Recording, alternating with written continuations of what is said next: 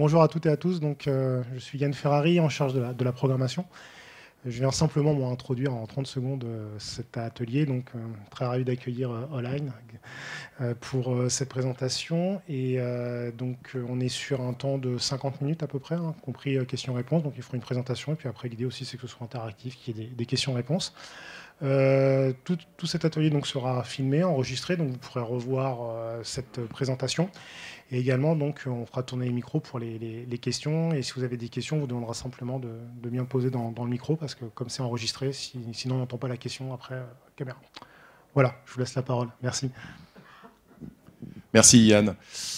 Bonjour tout le monde. Merci d'être là. C'est un moment toujours un peu compliqué, juste après le lunch. On a plutôt envie de laisser baisser les paupières. Donc il va falloir qu'on soit triplement passionnant pour essayer de faire en sorte que vous endormiez pas. C'est le challenge qu'on va relever avec Frédéric. Je suis Xavier Lequien, directeur commercial pour le groupe All-in et non pas All-line. C'est un groupe français. Donc j'ai en charge toutes les opérations commerciales. Et Frédéric, qui va rentrer dans le détail de cette présentation, est directeur du marché healthcare pour le groupe. All-in est donc une société française qui existe depuis 25 ans. On va vous parler d'un sujet qui est important, qui est le financement des assets technologiques et des solutions technologiques. Nous représentons pas tout à fait 180 millions de chiffre d'affaires. On est basé partout en Europe, en France principalement, puisque c'est le berceau du groupe, mais également en Belgique, en Suisse, au Luxembourg, en Allemagne et en Italie. On ouvrira bientôt l'Espagne. Donc on a une implantation complètement européenne. Et notre challenge, en fait, il est très simple, c'est de vous accompagner, d'accompagner nos clients dans les évolutions technologiques. Alors les évolutions technologiques, j'ai pas à vous convaincre, on est en plein dedans, il y a de plus en plus de choses, de révolutions au niveau de la technologie, et plus on voit le navire de la technologie s'éloigner, et plus il est compliqué de le rattraper.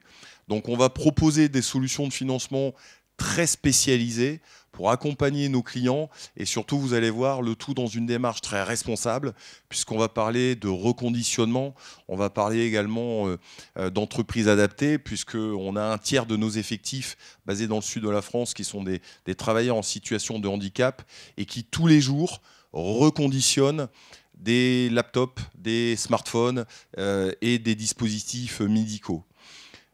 On discutait ce matin avec Frédéric avec une mutuelle, un directeur général d'une mutuelle. Les enjeux aujourd'hui sont énormes.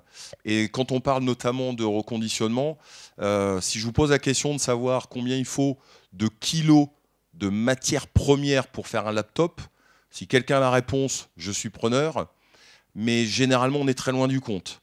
Donc madame qui utilisait un laptop, sachez que ce laptop a nécessité 800 kilos de matières premières prises à la planète pour le produire, pour un laptop. En litres d'eau, on est en plusieurs dizaines de milliers. Alors, c'est pas pour vous faire rougir, hein. On a tous des laptops, on a tous des smartphones, mais c'est juste pour expliquer que notre démarche aujourd'hui, elle est également sociétale, elle est responsable, puisque l'on va reconditionner des équipements pour leur donner une deuxième, une troisième, voire une quatrième vie. Puisque un équipement qui ne correspond plus à la demande d'un client peut correspondre à la demande d'un autre client qui n'a pas tout à fait besoin des mêmes caractéristiques techniques. Notre métier aujourd'hui s'appuie sur deux piliers fondamentaux. Le premier, c'est l'évolution naturelle, perpétuelle des entreprises. Toute entreprise, toute clinique, tout hôpital, tout laboratoire, toute entreprise qui intègre des collaborateurs a plus de données à stocker.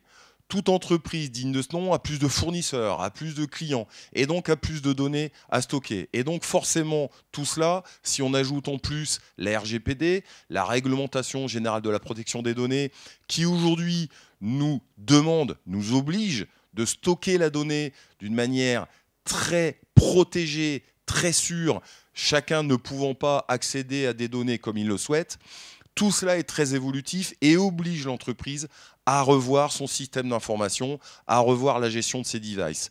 Ça, c'est quelque chose qui ne s'arrêtera pas. Vous êtes chacun d'entre vous dans une entreprise ou dans une collectivité ou dans un service médical. Chacun d'entre nous voit aujourd'hui des collaborateurs arriver, voit aujourd'hui des choses remises en cause et de la donnée à stocker. Ça, c'est le premier pilier.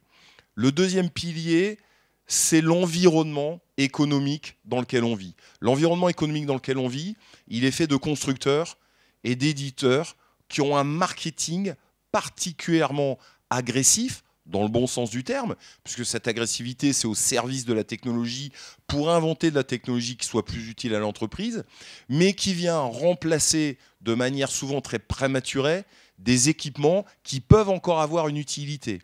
C'est vrai qu'aujourd'hui, on est tous équipés à minima dans l'entreprise d'un laptop et d'un smartphone.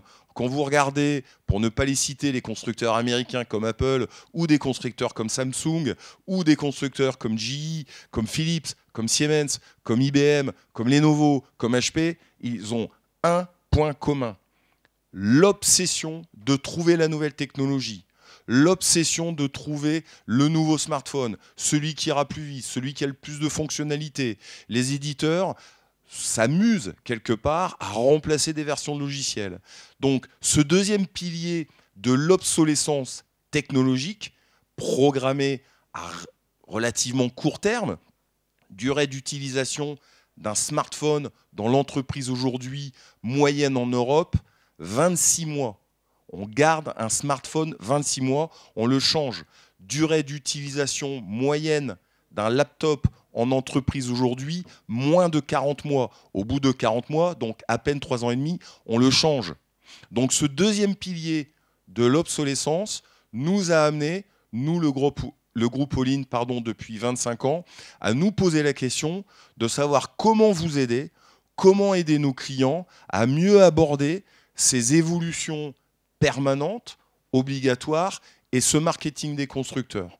Notre réponse, c'est de vous aider à trouver des structurations de plans de financement avec des durées parfaitement adaptées à l'utilisation du besoin concerné, de l'actif concerné, et vous aider, le jour de l'évolution, à reprendre les équipements qui ne sont plus d'actualité chez vous et à les remplacer par les nouveaux, mais les anciens, à leur donner une seconde vie dans une démarche tout à fait équitable, tout à fait responsable et tout à fait sociétale.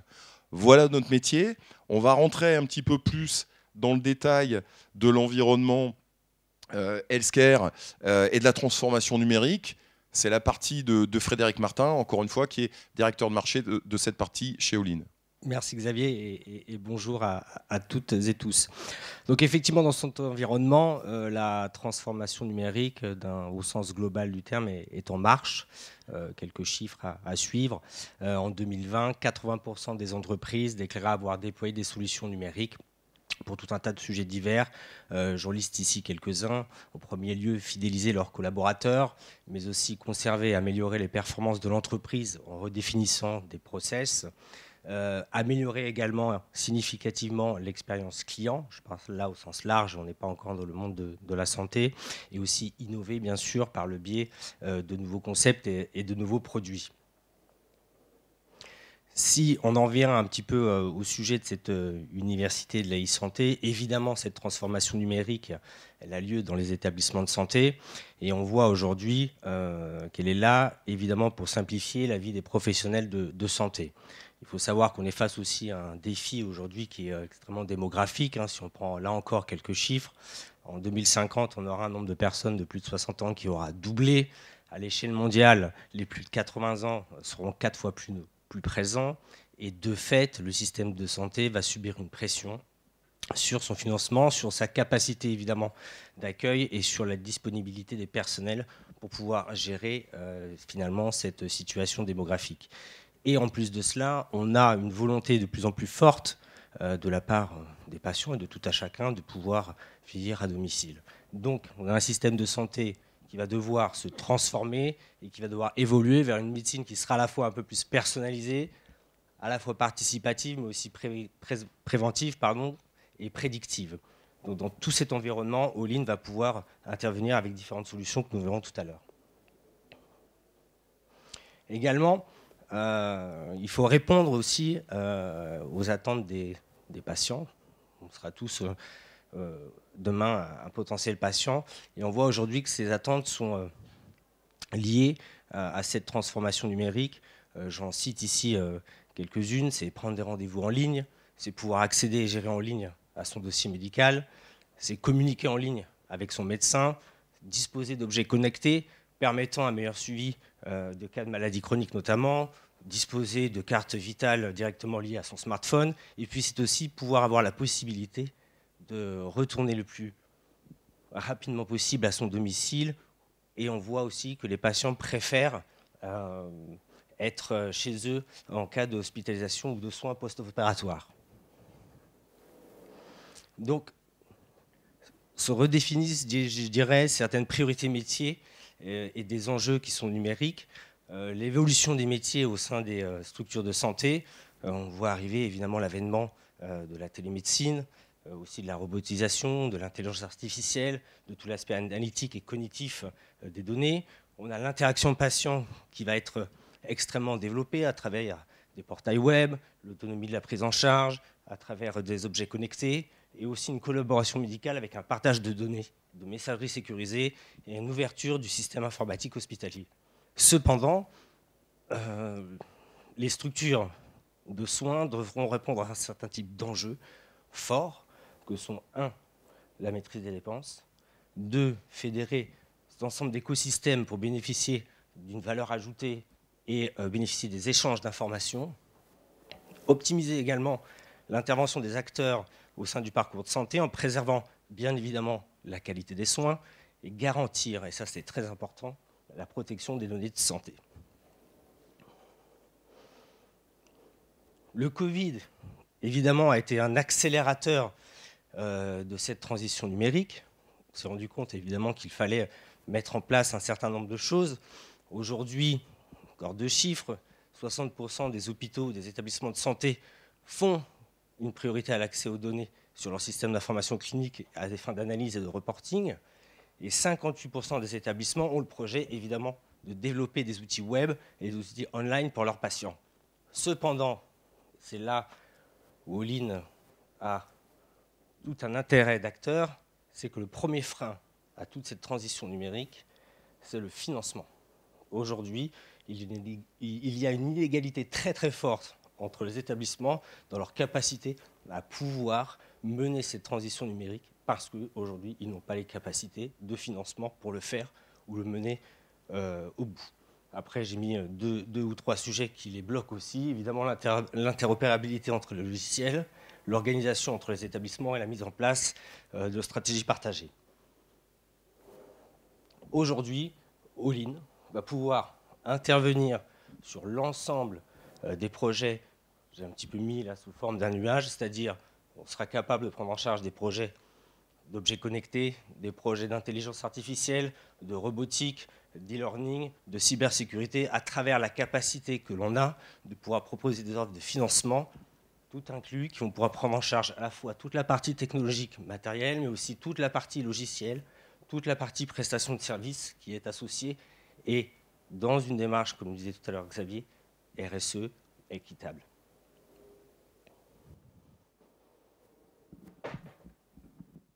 Merci. 7,5 milliards sur 5 ans en France pour accomplir la transition numérique. Si on arrive à financer 7,5 milliards, je serais très heureux, mais ce n'est pas le but. Le but, c'est d'arriver à prendre notre part dans ce budget colossal qu'est la transformation numérique dans les établissements de santé et chez nos clients en règle générale. Bien évidemment, quelles sont les solutions ? Chaque établissement peut potentiellement avoir recours à des capitaux privés, avoir des subventions, etc., avoir des aides gouvernementales, des crédits privés. Et nous, on intervient comme une alternative à l'intégralité de ces solutions. Cette alternative, elle est extrêmement simple. C'est que, au-delà du fait que l'on prête de l'argent, que l'on finance des actifs, des solutions, parce qu'en fait on parle d'actifs, mais en fait chez un client aujourd'hui, on parle d'une solution, on parle d'un projet dans lequel effectivement on va intégrer la mobilité, on va intégrer un IRM, on va intégrer un mammographe, on va intégrer des iPhones, etc., etc. Mais on va intégrer toute la transformation, tout l'aspect logiciel, prestation de services, etc. Et encore une fois, par rapport à des solutions dites entre guillemets plus classiques, on va amener notre valeur de conseil. Notre valeur de conseil, en fait, elle est à 3 moments dans la vie en fait, de l'actif considéré. Elle est en amont par rapport à un niveau de conseil que l'on peut produire auprès de notre client. De quoi avez-vous besoin? J'ai besoin d'équiper des commerciaux de portables. J'ai besoin de changer mon IRM ou mon mammographe. Donc, on va avoir un aspect conseil par rapport à la solution technologique envisagée, avec une objectivité pleine et entière. On a la chance aujourd'hui d'être totalement indépendant. On n'appartient pas à un constructeur, on n'est pas une captive d'un constructeur. Donc nous, financer demain une solution Siemens, GE, Variant ou IBM ou Lenovo ou HP ou Acer ou Apple ou Samsung, peu nous importe, pourvu qu'elle corresponde aux besoins du client. Donc ça, c'est le côté amont du dossier, bien évidemment avec le plan de financement structuré, un peu plus de loyer au départ, un peu moins, quelle est la situation financière, est-ce qu'on est sur du 48 mois, du 42, du 72, des formules dégressives, progressives, donc on a tout un aspect ingénierie financière à ce niveau-là. Pendant la vie du contrat, on fait des points, ce que l'on appelle des comités de pilotage réguliers pour alerter le client sur ce que raconte le marché. Quid des annonces de GE? On participe notamment très prochainement aux Journées françaises de la radiologie à Paris, où on voit toute la technologie autour de la radiologie qui nous est présentée par différents constructeurs. Que disent les constructeurs? Que dit GE par rapport à Philips, par rapport à Siemens? Donc, effectivement, lors d'un comité de pilotage, bien évidemment, on a aussi les valeurs de marché, les équivalents très clairement d'un Argus dans l'automobile. Aujourd'hui, tel laptop, tel type de processeur, tel smartphone, telle marque, telle mémoire, tel type d'écran ou tel IRM, tel scanner, on sait dans les 3 mois à combien on va pouvoir adresser le marché sur un équipement de seconde main. Et bien évidemment, à la fin du contrat, à la fin de la prestation, lorsque le client n'a plus besoin de l'équipement considéré, on va reprendre l'équipement, le reconditionner, le remettre en état et le revendre à des établissements spécialisés avec toutes les normes qui conviennent autour, notamment quand on parle d'informatique, par exemple l'effacement des données qui est complètement crucial pour toutes les entreprises. Donc voilà un petit peu ce que l'on propose, et encore une fois sur un marché qui est énorme, 7,5 milliards ne serait-ce que pour la France, des budgets colossaux. Et puis si on rajoute effectivement tout ce qui se passe aujourd'hui dans les environnements informatiques de tous les établissements, souvenons-nous de ce qui est arrivé à Pau récemment, toutes les problématiques de cybersécurité, ça c'est quelque chose qu'on n'avait pas vu venir il y a quelques années. Or aujourd'hui, pour votre information, à titre exclusivement d'information, sachez que dans le monde, toutes les 12 secondes, une attaque de cybersécurité contre un système informatique. On est passé en un an d'une attaque toutes les 39 secondes à une attaque toutes les 12 secondes. On a la chance de travailler avec tous les constructeurs, on le disait. On a eu des exposés de constructeurs américains très récemment lors d'une université d'été. C'est l'enjeu des 5 prochaines années. La mafia de la cybersécurité est en place et aujourd'hui, et je cite les gens de ce constructeur américain, la problématique n'est pas de savoir comment ça va se passer, la problématique est de savoir quand ça va se passer. Donc de fait, bien évidemment, tout cela également confère à des besoins nouveaux de protection de la donnée, de protection contre ces hackers, pour ne pas se retrouver ce fameux matin où la mire elle est noire et on nous demande une rançon. Des enjeux qui sont complètement nouveaux. Encore une fois, il y a 5 ans, on était dans les universités d'été avec les constructeurs, on n'abordait pas la cybersécurité. Aujourd'hui, on ne parle que de ça. La location évolutive, ce que l'on propose, en fait, est à contrario de certains systèmes de financement plus traditionnels, en fait, juste un véhicule qui permet tout ce que l'on vient d'évoquer en termes de souplesse d'évolution. La problématique pour nos clients, c'est plus aujourd'hui de dire mon IRM, mon mammographe, mon PC va évoluer dans 18 mois. Non, on ne sait pas, on ne sait plus. C'est peut-être dans 3 mois, c'est peut-être dans 6, c'est peut-être dans 24. Nous, on est juste là pour être au bon moment dans cette fenêtre d'opportunité pour aider nos clients. Quand vous êtes sur des systèmes de financement dits un peu plus traditionnels, je pense à un crédit bail, où on va essayer quelque part de garantir et d'écrire tout de suite qu'on va devenir propriétaire d'un équipement à terme, ça ne correspond plus au marché. Comment aujourd'hui vouloir prétendre être propriétaire d'un équipement dont on ne sait pas combien de temps on va l'utiliser, par quelle technologie on va le remplacer et à quel moment on n'en aura plus besoin. Nous, en fait, notre pari, notre promesse, c'est d'aider les clients à ne pas se retrouver au pied du mur. Le pied du mur, c'est j'ai besoin d'évoluer, l'équipement considéré ne va plus, ne correspond plus à mon besoin, mais je ne sais pas comment le faire. Je n'ai pas la trésorerie, je n'ai pas budgété. On avait prévu de faire ça dans 2 ans, il faut le faire tout de suite. Je n'ai pas les budgets, je ne sais pas combien ça vaut, je ne sais pas à qui je vais le revendre, comment je vais le revendre. Démonter un IRM avec des cages de Faraday, etc., c'est pas si simple. Changer une flotte de 2000 laptops, c'est pas si simple. Voilà notre promesse. Nous, on va vous aider à évoluer dans les meilleures conditions possibles au bon moment. Et puis, bien évidemment, le nerf de la guerre. Le nerf de la guerre reste la trésorerie. Ce que l'on propose à nos clients, c'est de ne pas monopoliser une trésorerie pour des biens réputés être à obsolescence programmée et rapide. Si on rencontre un directeur financier ou un directeur général d'une entreprise et qu'il nous parle du financement du prochain siège social, ah oui, effectivement, on peut estimer, on peut penser, encore qu'on a d'autres, on a tous les contre-exemples, mais on peut estimer qu'un siège social, c'est plutôt pour 20 ans. Si on rencontre le même directeur financier et qu'on parle d'un outil informatique, ben oui, c'est pour les 18 mois à venir, grand maximum, et dans le meilleur des cas. Donc gardons notre trésorerie, ne la mobilisons pas sur un bien qui est réputé être extrêmement rapidement obsolète grâce au marketing des constructeurs. Très rapidement, des avantages économiques, on en a parlé, des avantages opérationnels. Ben oui, on rentre, on n'est pas un banquier. On va pas financer 1 million d'investissements de la même façon chez un client selon qu'on parle d'un projet de mobilité, selon qu'on parle d'un projet de cybersécurité, selon que l'on parle d'un projet de profonde transformation numérique, selon qu'on parle d'équiper une flotte de commerciaux pour des outils extrêmement dynamiques, extrêmement performants, selon qu'on va adresser un établissement de santé pour parler d'un IRM ou d'un mammographe ou d'une table d'opération. Chaque projet est personnalisé. Chaque projet a des attentes différentes en fonction de ce que l'on considère. Et puis, encore une fois, c'est extrêmement important. On est en 2021. On a, je pense que vous en conviendrez, on est passé ces 10 dernières années dans les comités de direction, il faudrait quand même un peu qu'on parle du green. Ce serait quand même pas mal, parce que c'est quand même une notion importante. À aujourd'hui, on veut être tous dans l'action.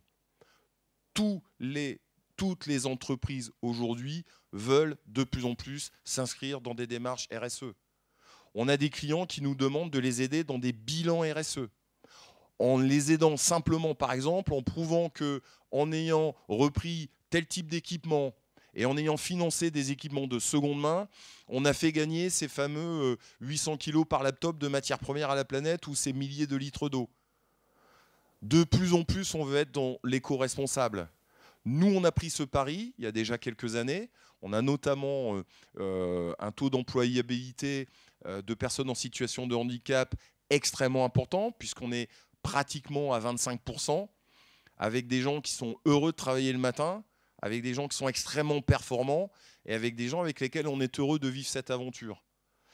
Donc c'est vrai que cette démarche-là, on la met également à votre service, à votre profit, parce que travailler Colline, c'est aussi faire travailler ces gens-là et c'est aussi adopter cette démarche d'alternative au matériel neuf que sont les matériels reconditionnés. Quand en plus, petit point de conjoncture actuelle, vous aurez noté les délais de livraison d'un constructeur américain qui adresse le marché avec des délais de livraison sur du laptop de 4, 6 à 8 mois, exactement ce qu'on vit par exemple dans les voitures, parce que problème des matières premières ou des semi-conducteurs, bah on a une réponse nous, parce qu'on a des stocks d'équipements reconditionnés, prêts à partir en J+1 chez tous nos clients pour aider à continuer à travailler dans de bonnes conditions. Ça, c'est de plus en plus ce qu'on nous demande. C'est ce que le marché appelle l'offre as a service. C'est-à-dire qu'on est passé en 10 ans d'un mode « Monsieur All-in, voilà mon devis, il y en a pour 358 000 € de 754, et dites-moi ce que ça fait en redevance mensuelle sur 36 mois. » Ça, c'était il y a 10 ans. Aujourd'hui, on est « Monsieur All-in, j'ai un besoin extrêmement clair. Je veux équiper tous mes collaborateurs d'un smartphone de tel niveau de puissance, de tel niveau de capacité de stockage, etc. Quelles sont les solutions possibles ? Donc, encore une fois, on a des solutions, des alternatives. Quel type de constructeur ? Quel type de modèle ? Est-ce qu'on fait du neuf ? Est-ce qu'on fait du seconde main ? Et ensuite, on s'occupe de tout. La mise à disposition, les audits de parc, l'intégration des solutions logicielles métiers. Dans des smartphones, par exemple, vous avez ce que l'on appelle un MDM, donc qui va gérer les applications métiers du client selon effectivement son environnement que l'on s'est migré. Bien évidemment, les laptops, les smartphones, contrairement à des grosses infrastructures, à des IRM, bah, c'est des objets qui sont fragiles, qui tombent, qui cassent, qui sont volés, le cas échéant. Donc on s'occupe de tout ça. Et encore une fois, bien évidemment, en fin de vie, bah, tout l'aspect que l'on a évoqué sur notre capacité à revendre ces équipements.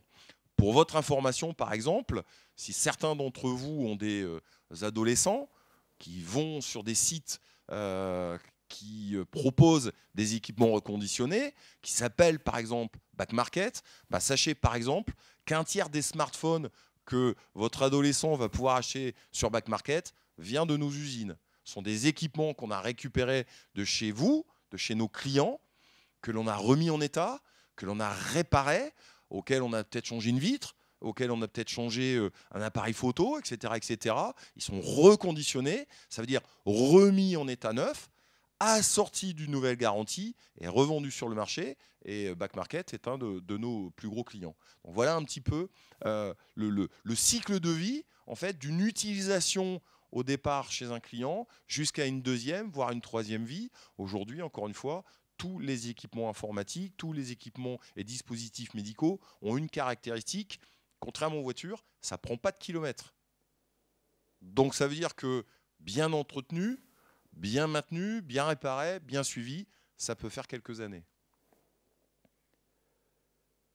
Voilà, je crois que c'est le dernier slide, il me semble. En conclusion, avant de répondre à vos questions, notre métier, c'est vous accompagner à gérer des assets technologiques qui ont vocation à évoluer de plus en plus à court terme. On voit que quelle que soit la technologie, le cycle de vie est de plus en plus court parce que tout va de plus en plus vite. On a besoin de plus en plus de technologies. Frédéric parlait de l'aspect de la Covid. On est tous aujourd'hui devenus des maîtres dans l'art de l'utilisation de Teams ou de Zoom, ce qu'on savait moins bien faire il y a 2 ans. Donc il y a un environnement, contexte sanitaire, qui a fait que, qu'est-ce qui s'est passé ? On a dû équiper aussi des clients très rapidement qui avaient des collaborateurs chez eux qui se sont retrouvés un matin sans avoir un laptop ou en ayant un laptop, sans avoir peut-être l'imprimante ou la bonne connexion Wi-Fi. Donc voilà, on est intervenu également là-dedans. Donc notre métier, c'est aussi de s'adapter au contexte et de vous aider à suivre, à piloter la gestion de ces actifs technologiques avec des lois de marché qui sont des lois de marché évidentes. L'obsession d'un constructeur, c'est de trouver la nouvelle technologie. Notre obsession, c'est de vous aider à savoir si c'est la bonne pour vous, pour votre contexte, et comment la financer au mieux, sur la meilleure durée, et avec le plus de services et de conseils possibles. Voilà la promesse d'All-in. J'espère que ça vous a intéressé. En tout cas, je suis ravi de voir que personne ne dort. Donc déjà, Frédéric, on a gagné un premier pari. Et je vous remercie de votre attention et on répondra tout de suite à vos questions si vous en avez avec le plus grand plaisir. Oui, bonjour, Mounir Mokhtari, professeur à l'Institut Mines Télécom. Je ne pense pas avoir compris la prestation que vous proposez. Est-ce que c'est lié au hardware ou c'est lié à du software que vous allez gérer, garantir, faire évoluer? Parce qu'on a des plateformes qu'on a déployées dans des hôpitaux, dans des territoires un peu partout. Et c'est vrai que la dimension maintenance ou télémaintenance ou de ces plateformes est un problème. Donc je ne pense pas avoir bien compris si c'est du consulting ou du conseil, pardon, ou si c'est vraiment du développement des briques que vous proposez. Je suis arrivé aussi en retard, donc c'est pas de votre faute. Non, mais c'est pas grave d'être arrivé en retard parce que on n'avait pas. On n'avait pas répondu effectivement à ce sujet et vous faites bien de poser cette question parce que notre domaine de prestation est très clair, on n'intervient pas dans le logiciel. C'est absolument pas notre métier, on n'est pas un intégrateur, on n'est pas un éditeur, on n'est pas une société qui a vocation à développer l'intégralité ou à maintenir l'intégralité des logiciels. All-in, c'est 200 personnes, donc on n'a pas du tout cette vocation. Notre métier, c'est d'accompagner le client dans le financement d'une solution globale. Dans une solution globale aujourd'hui, dans 100% des solutions, il y a du hard, du soft, du logiciel et de la prestation de service. Donc, si le client a un projet d'1 million d'euros dans lequel il y a ces 3 parties de projet, on va bien évidemment prendre en compte dans notre plan de financement l'intégralité du projet du client. En revanche, la prestation, nous, elle concerne la partie hardware. Sur la partie hardware, vous avez un client qui va vous dire « c'est ça que je veux ». C'est cette machine-là, elle est bleue, elle fait 250 kilos, et puis c'est exactement mon besoin, très bien. Et puis des clients qui vont nous dire, j'ai besoin d'une machine à peu près de 200 kilos, j'ai besoin d'une machine qui est tel type de processeur, j'ai besoin d'une machine qui accepte tel type de logiciel, qu'en pensez-vous? Et nous, notre force, c'est que comme on est détaché de toute contrainte, parce qu'on n'est pas comme les constructeurs avec des usines et des stocks à devoir vendre la dernière technologie, on va être tout à fait objectif pour dire, vu par nous, avec nos experts métiers, selon que l'on parle de tel type de machine, de mobilité, d'infrastructure ou d'équipements médicaux, on pense que c'est cette solution-là qui vous correspond le mieux. Ensuite, si vous la voulez neuve, elle viendra forcément de chez le constructeur.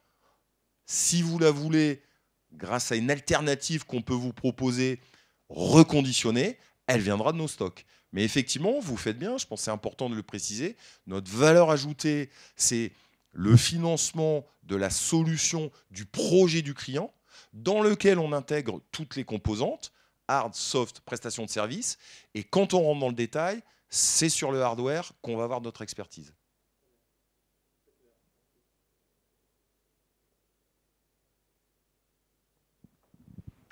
Pierre-Henri Vanin, conseil indépendant. Ce que je voulais savoir, c'est sur la gamme de matériel que vous proposez en financement. On a bien compris smartphone, PC, laptop ou matériel type IRM, donc je suppose aussi grosses machines. Mais après, dans tout ce qui est équipements médicaux, je pense à des tensiomètres, des choses comme ça, qui sont du matériel de plus faible valeur. Est-ce que vous avez des solutions Les mêmes. Exactement les mêmes. En fait, on fait 200 millions cette année de chiffre d'affaires. On a de tout pour tout type d'entreprise et tout type d'équipement. On dit souvent, quand on va avec Frédéric chez les clients avec nos équipes, on finance tous les besoins des clients. On finance des pinces pour un bloc opératoire. On finance un clavier ou une souris pour un client.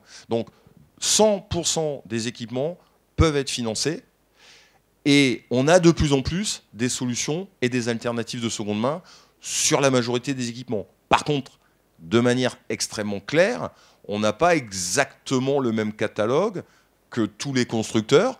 Donc de temps en temps, on est très à l'aise sur certaines technologies et on sait approvisionner le client très rapidement. Et puis de temps en temps, on a un petit peu plus de délai parce qu'on va aller chercher la technologie chez nos voisins allemands ou chez nos voisins italiens.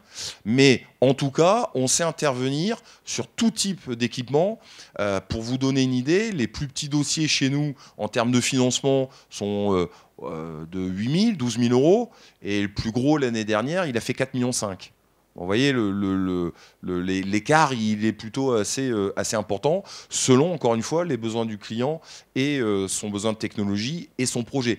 Typiquement aujourd'hui, dans l'environnement healthcare, notamment porté par Frédéric, on a des dossiers qui sont un peu plus importants en valeur, puisqu'un IRM, un scanner, à l'heure où on se parle, c'est pas donné. Un laptop, c'est plutôt autour de 800 euros. Pour autant, si vous avez une entreprise qui en prend 2000, bah, ça fait encore une fois des dossiers importants. Mais on finance 100% des besoins du client. Et c'est important de préciser, effectivement, dans votre question, qu'on adresse, je dirais, un libéral, comme on adresse je dirais un centre unicancer, d'un accélérateur de particules jusqu'à un tout petit dispositif médical. Et ça, effectivement, avec une offre clé en main spécifique, dédiée à chaque besoin pour chaque professionnel de santé, pour avoir, là encore une fois, la meilleure réponse possible en termes de budget, en termes de redevance par rapport à un besoin qu'on va pouvoir estimer. Et ça sur tout type de matériel. C'est là aussi qu'on peut faire la différence parce qu'on a une expertise à la fois sur des projets très structurants, très importants, et sur des grosses modalités qui ont des grosses valeurs et aussi qui ont des grosses valeurs sur un marché du brokerage, mais également sur la capacité à gérer des dossiers plus petits, avec des plus petits dispositifs, avec une roadmap marketing de temps en temps plus accélérée et qu'on va pouvoir là aussi adresser de la même façon. Ça, c'est très important pour nous. Bonjour, Charles Juel, Foodintech, on est éditeur de solutions innovantes en intelligence artificielle. J'aurais deux questions. La première, donc, a priori, vous faites du pure soft, alors avec de la prestation. Donc, ce sont des solutions qui peuvent nous intéresser quand on est innovant, a priori, on ne nous attend pas, donc on n'est pas dans les budgets. Il faut trouver des solutions pour financer. Donc, ça, a priori, vous y avez répondu. C'est quelque chose d'envisageable de pouvoir, par exemple, passer par vous. La deuxième question, c'est comment vous inscrivez dans le process d'achat public? Est-ce que vous devez disposer avec les donneurs d'ordre, donc les CH, CHU, d'un accord cadre, d'un marché sur lequel ils peuvent aller acheter sans publier de nouveaux marchés publics avec mise en concurrence, publicité, etc., par exemple, l'achat d'une solution que vous auriez en catalogue? Alors, par rapport à votre première question, effectivement, vous avez compris, on intervient dans tous les projets et on a aussi, effectivement, des clients qui nous sollicitent pour des projets 100% software. Et 100% software, il y a une différence intrinsèque, c'est qu'on ne va pas le revendre. Il n'est pas notre propriété ni celle du client, hein, il paye un droit d'utilisation et ça n'a pas de valeur de marché de seconde main, encore qu'aujourd'hui on voit que Windows fait des licences de seconde main, Microsoft, pardon, mais on sait les financer. L'avantage étant pour le client, à nouveau, le nerf de la guerre, je n'utilise pas ma trésorerie pour un projet informatique. Et très souvent, quand on démarre sur des projets soft, comme par enchantement, derrière, il y a besoin d'infrastructures, de serveurs, de PC, etc. Deuxième sujet, on intervient aujourd'hui dans 85 à 88% de notre activité dans du privé. Et pour le reste, effectivement, on répond à des appels d'offres. Donc effectivement, on a financé, notamment Frédéric pourra vous en parler, on a financé des modalités assez importantes d'équipement dans des hôpitaux. Mais là, pour le coup, on n'a pas de miracle, hein, on obéit au code des marchés publics. Donc en fait, il y a un appel d'offres avec très souvent, quand il est monté d'une manière tout à fait classique, avec des lots, et on répond en fait aux lots financement, on ne répond pas forcément à tous les lots. À titre indicatif, sachez-le, je ne sais pas si c'est quelque chose que vous avez en tête, pour ceux qui sont notamment dans le public, il y a une loi qui vient de tomber, qui s'appelle la loi AGEC.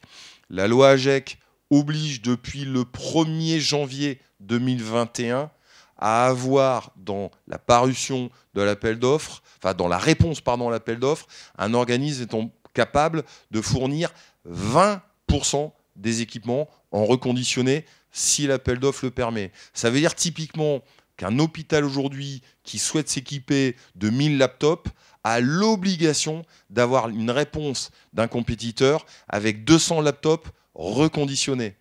C'est quelque chose que l'on a un peu passé rapidement, mais qui est extrêmement important, puisque le gouvernement veut favoriser de plus en plus la démarche sociétale et responsable.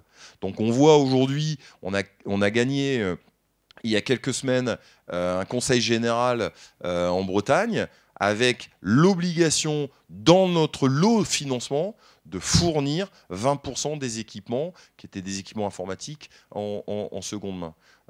Donc voilà, le code des marchés publics s'applique à tous, en l'occurrence à nous, donc on répond au code des marchés. C'est vrai que très souvent, quand on est en amont, on peut aussi avoir valeur de conseil pour notre client en disant peut-être que vous pouvez structurer ça comme ça, etc. Mais effectivement, on passe par ce canal-là obligatoirement. Tout a été clair, il n'y a plus d'autres questions? Parfait, merci encore de votre participation et très bonne continuation à tout le monde.